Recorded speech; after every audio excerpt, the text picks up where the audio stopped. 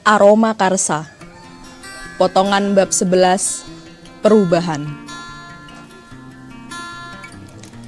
Tak ada yang mampu menangkap wangi tahu goreng di bukit sampah jika bukan si hidung tikus. Bahkan, lalat-lalat sekalipun tak peduli dengan hidangan warung nasi yang dibiarkan terbuka. Kawanan lalat punya incaran lain yang tak terhitung banyaknya di tempat bak-bak truk tronton terjungkir menumpahkan sampah yang sedang tajam-tajamnya meruapkan bau. Tempat mengularnya parit-parit hitam yang mengalirkan air lindi. Jati meniti jembatan darurat terbuat dari tripleks melintang yang dialasi kasur bekas. Lincah, ia menapaki undakan sampah becek menuju warung nasi yang berdiri 3 meter di atas bukit sampah. Jati! Imas menyapa dengan berseri-seri. Kini, janda almarhum Aan Durrahman itu mengelola salah satu warung nasi di zona pembuangan. Dalam cekungan wajan aluminium yang tengah diawasi Imas, petak-petak tahu kuning tampak menggelora di kepung minyak panas. "Sini makan!" Tanpa menunggu jawaban Jati, Imas menangkupkan nasi di piring kosong, menyambar ikan mas goreng, menyendokkan sambal, lalu mencapit keluar satu tahu dari penggorengan. Bantuan Jati di kasus Aan Durrahman telah menyegel jatah makan cuma-cuma untuk Jati di warung Imas. Sudah lama Jati tak mampir ke sana. Semata-mata karena tak enak hati diberi makan gratis terus-menerus. Imas menolak keras peser pun uang dari Jati. Sepiring ramesan nasi dan segelas minuman adalah satu-satunya cara untuk membayar utang budinya. "Teteh dengar kamu mau pindah ke Jakarta? Jadi karyawan gedongan, betul?"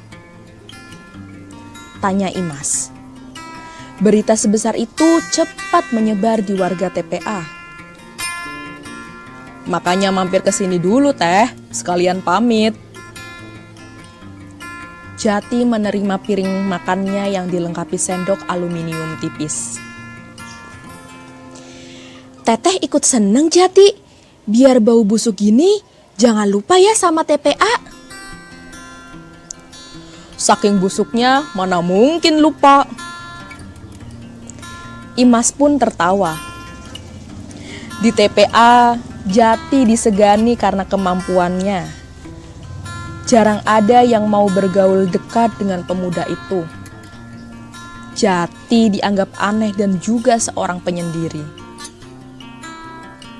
Imas punya pendapat lain. Kehadiran Jati selalu berhasil menghiburnya. Jati mulai menyuap nasi. Ada 3 pemulung yang ikut makan di warung itu. Semuanya menggunakan sendok. Para pemulung di TPA tertib memakai sendok karena sadar tangan mereka terlalu kotor untuk bersentuhan dengan makanan. Seperti lalat-lalat yang tak hirau pada warung nasi Imas, masing-masing melahap santap paginya tanpa hirau dengan kepungan bau menyengat. "Kerja apa nanti kamu Jati?" tanya Imas. "Benar jadi detektif?" Jati tersenyum kecil. "Bukan teh." "Kenapa enggak? Polisi mana juga kalah sama kamu mah."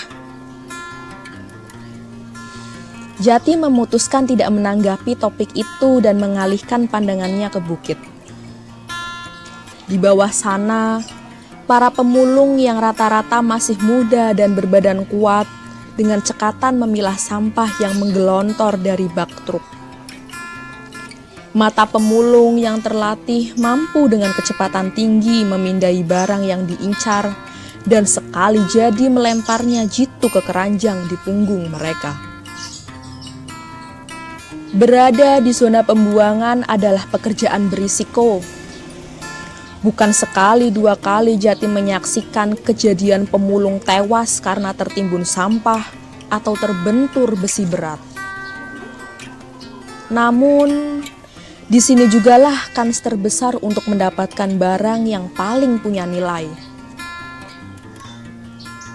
Pekerja yang lebih tua biasanya bekerja di bukit-bukit lain, tempat timbunan sampah-sampah lama beristirahat menjadi tanah. Di atas para pemulung yang sibuk, ekskavator mengeruk sampah dan memindahkannya ke tempat yang lebih tinggi. Di atasnya lagi, ekskavator lain melakukan hal yang serupa.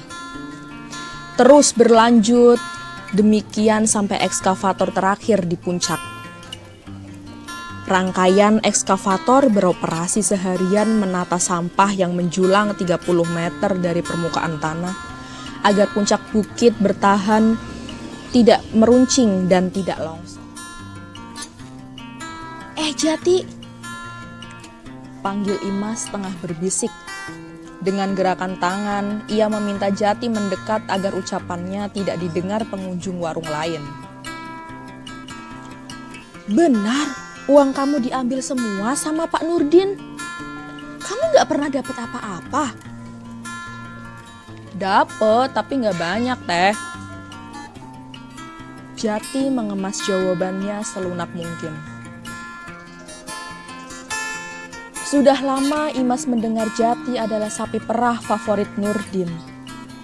Imas memendam kejengkelannya, tapi tak berani menyuarakan protes karena takut kepada Nurdin yang merupakan orang kuat di TPA.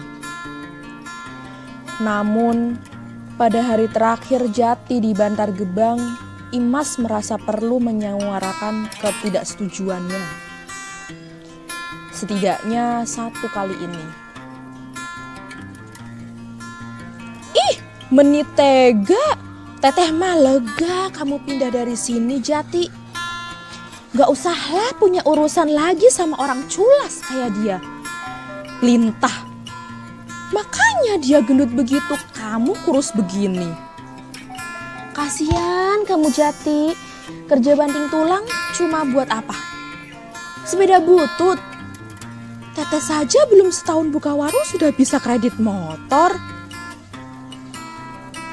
Banjir omongan Imas melewati Jati yang mendengar sambil setengah melamun. Sebegitu jelaskah kondisi itu?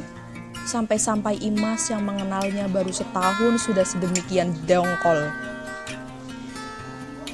Jati memandangi bukit sampah yang terhampar di depan warung. Pemandangan itu serupa sejak masa kecilnya. Tangan-tangan manusia memulung, dan tangan-tangan besi mengeruk. Kali itu Jati terketuk. Rambut-rambut halus di tubuhnya menggeriap.